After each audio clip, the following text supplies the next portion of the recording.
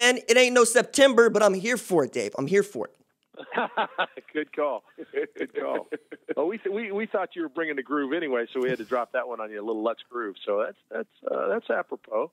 My man, how you doing, man? What's going on?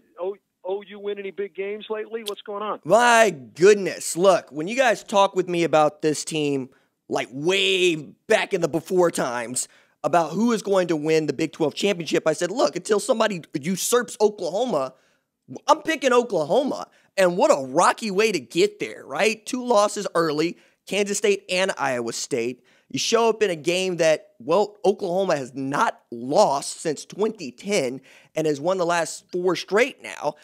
And you really do put on an outstanding display, both offensively, but more importantly, defensively, where you get Perrion Winfrey playing outstanding football, Trey Brown playing outstanding football, Trey Norwood gets his 4th interception in just 9 games. Like, it was a huge game for Oklahoma and a bigger game for, I think, how Oklahoma's reputation has been built back up defensively.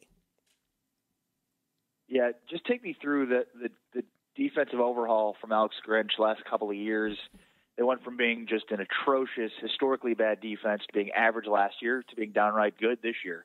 Take me through that transition there. Well, Ari, when he first took over the job, he took over after Mike Stoops had been fired halfway through the 2018 season. They finished out that season with Ruffin McNeil as the interim defensive coordinator, and there needed to be some changes that were made. They were 129th out of 130 in pass defense. And one of the things that Grinch had said is, I wanted to get that number tattooed on their forehead. I did not want them to forget that. He changed the scheme. He made the defensive line skinnier. He went to a 1-gap sort of 3-man front with the 4th stand-up dude on the line being what we call a rush end or outside linebacker. This year, that guy has been Nick Bonito, but you've also seen how those kids have grown into the scheme over the last 2 years. They weren't great last year by any stretch, but they were good in stretches, right? And then they got their head handed to them by LSU. They come back this year in a pandemic where nobody in this league got to go through spring practice, and they're watching film via Zoom. They're getting better about their technique with each other. They've had to go through social unrest and really put themselves out there and raise their voices in Black Lives Matter this summer. But I think all those things help to create a better chemistry. They trust their coaches more. They know the scheme better. And when they got fully healthy and began to understand how they should work within the scheme after losing to Iowa State, you could 100% say they finally were starting to click, because there was a time, even during the season, where the question was being asked to Grinch, look, man, you have made it clear you want takeaways and tackles for loss to be at the top of your kid's agenda. What's going on? And all he would say is, I'm not getting it done. It's my fault. This is on me. He would never separate himself from the kids. He would never separate his coaching from their performance. And when you have a guy like that who is riding for you, you want to follow him into the fight. They get Ronnie Perkins back defensively, go along with Ramondre Stevenson about halfway through the season, and then all of a sudden you start to see it click. They give up 28 against Texas Tech, and then they put the clamps down against Kansas. Everybody puts the clamps down against Kansas. They also were able to hold Oklahoma State to just 13, and that's when I thought, okay, finally got something going over here. You hold a Baylor team to less than 20 once again. Then you go into this Big 12 championship after not having played football for a couple of weeks, and you really do show just how good you have become in the just under 2 years that Alex Grinch has been here. Remarkable for those kids. RJ, along those lines, take you back to the football game.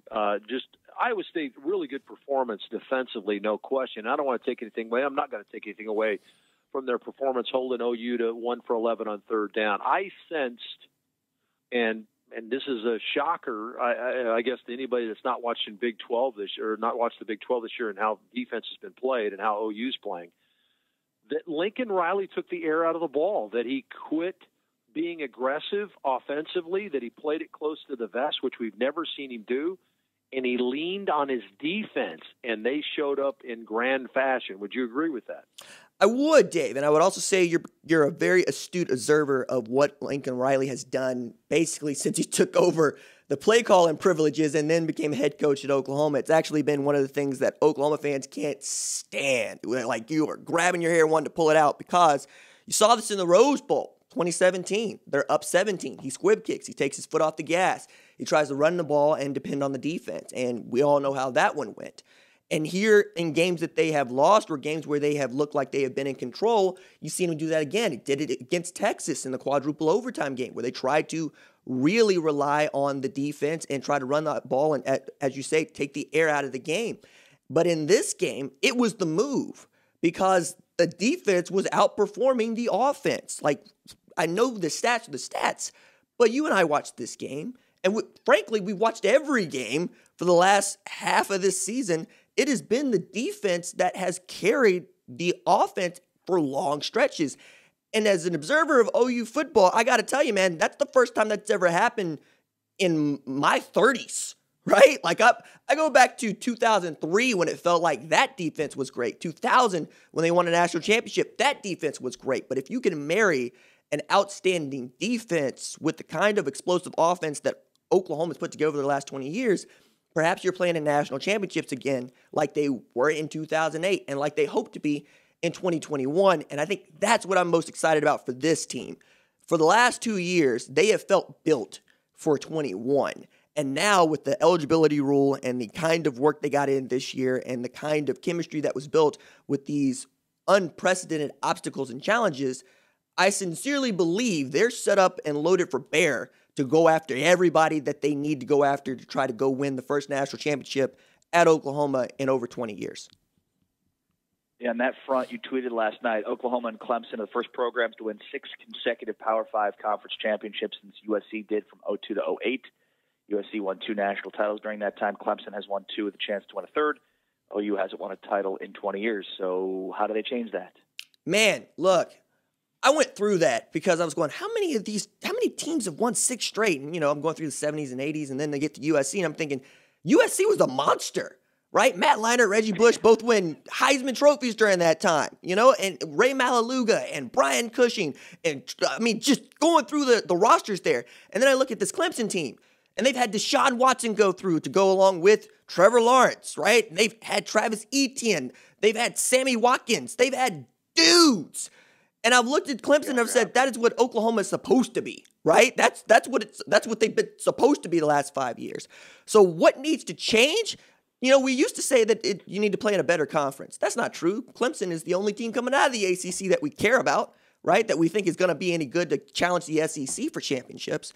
So I think they're right there, right? The defense needs to continue to get better so that they can go and play for that championship again and play in it in a space where they're expected to win, like 2017, unlike 2018, 2019, when it felt like they were just that other team that was being thrown in among those other 3, which I feel like is what we got now with the playoff. And it's just not fun. But if you can be dominant, and you can be dominant for long stretches, you have a chance to walk in confident and try to win that playoff game and then try to win that national championship game. All right, IJ, this is a hell of a matchup in the Cotton Bowl now when you start talking about how Florida plays on offense. This is I just did the SEC championship game on radio here in Atlanta, and I had not seen Florida in person. They are legit on offense. This kid throws the ball for him, is a big-time player. He's going to be a National Football League quarterback. And I don't think Kyle Pitts is going to play in the game, but Kadarius Toney's an amazing football player. Tell me about that matchup. They just played Alabama. Alabama went into the game with, I think, 30 team sacks and 11 INTs in the game, and Florida went through them like crap through a goose.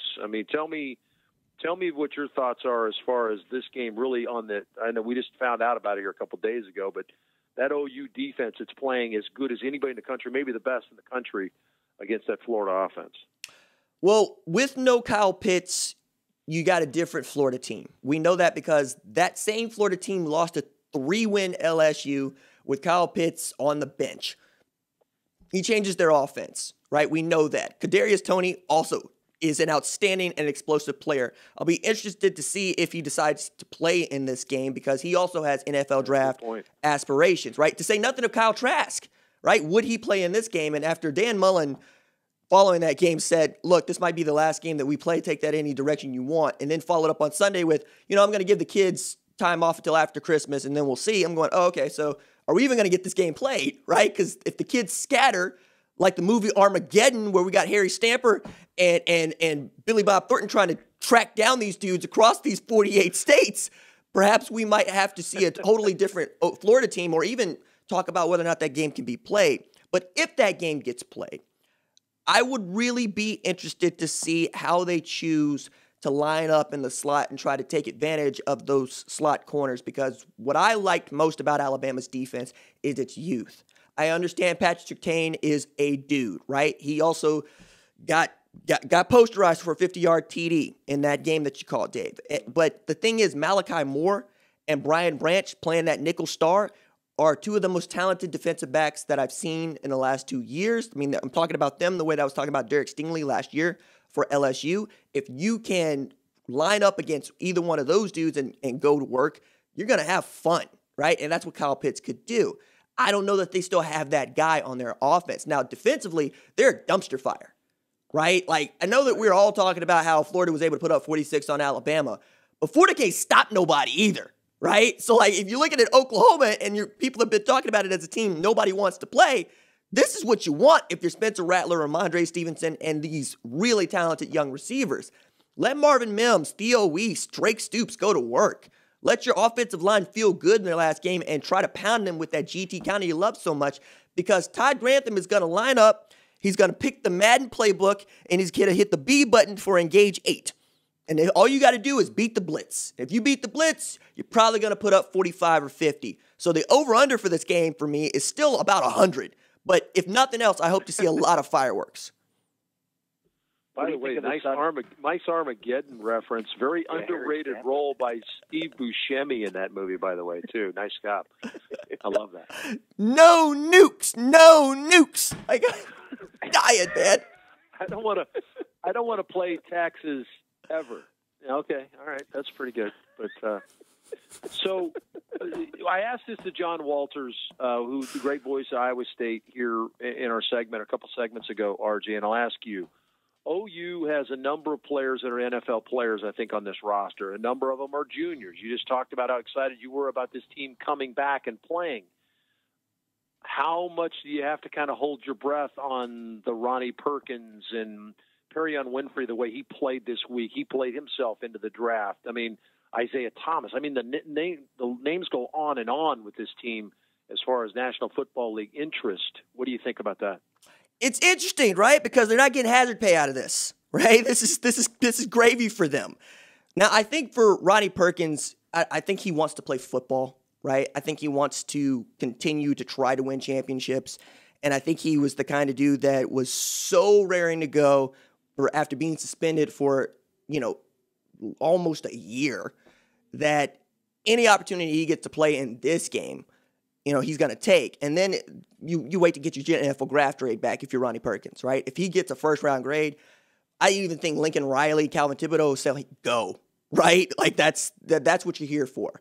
Now, Trey Brown has already decided to enter the NFL draft, and I understand that. He's one of the fastest guys in college football, and he's played a lot of corner at Oklahoma. I don't know that playing in this Cotton Bowl is going to help him out at all. I think Isaiah Thomas needs another year of film.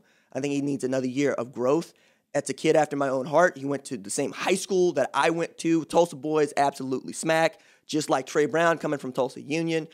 I really expect those dudes to try as much as possible to get as much as they can from these OU coaches. Now, Ramondre Stevenson, we'll see, right? Because TJ Pledger goes into the transfer portal just yesterday morning.